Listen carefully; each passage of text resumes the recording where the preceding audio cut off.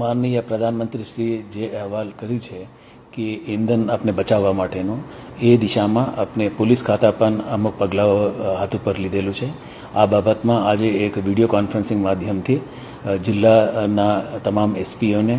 રેન્જના આઈજી અને શહેરના કમિશનર ઓફ પોલીસને તમામ સૂચના આપવામાં આવેલી છે કે પોલીસની રોજિંદા કામમાં કે કેવી રીતે આપણે ઈંધણને આપણે બચાવી શકે છે, ઓછા આપણે ઘટાડો કરી શકાય। ખાસ કરીને અમારા ધ્યાન એના ઉપર હતું કે જે મીટિંગ્સ છે, ખાસ કરીને જિલ્લા લેવલ ઉપર, રેન્જ લેવલ ઉપર અને હેડક્વાર્ટર્સ લેવલ ઉપર જે કંઈ જરૂરી મિટિંગો જે કરવાની છે ફિઝિકલ મોડમાં નથી પણ એ વર્ચ્યુઅલ મોડમાં કરવાની સૂચના આપવામાં આવેલી છે। બીજી એક વાત છે કે જે ઇન્વેસ્ટિગેટિંગ ઓફિસર્સ જે કોર્ટ મુદ્દતમાં વધુ સંખ્યામાં જતા હોઈએ છે જુદા જુદા કોર્ટોમાં, અમે આગ્રહ રાખ્યું છે કે આ ઇન્વેસ્ટિગેટિંગ ઓફિસર્સ પણ જે કોર્ટની પરવાનગી લે એ પણ આપણા વર્ચ્યુઅલ મોડમાં એ અટેન્ડ કરી શકાય એ દિશામાં પણ આપણે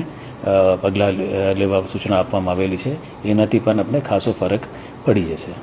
ત્રીજો મુદ્દો એ હતો કે જે સિક્યુરિટીના ઇન્વેસ્ટિગેશન અને કાયદાની વ્યવસ્થા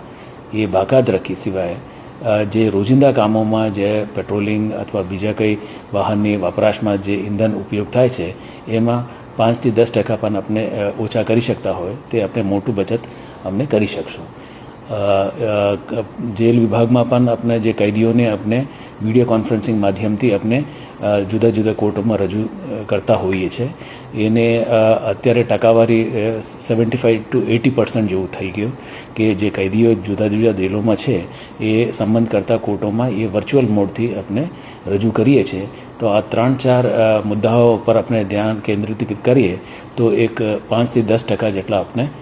ઈંધણ બચાવી શકશું પોલીસના જે રોજિંદા કામોમાં।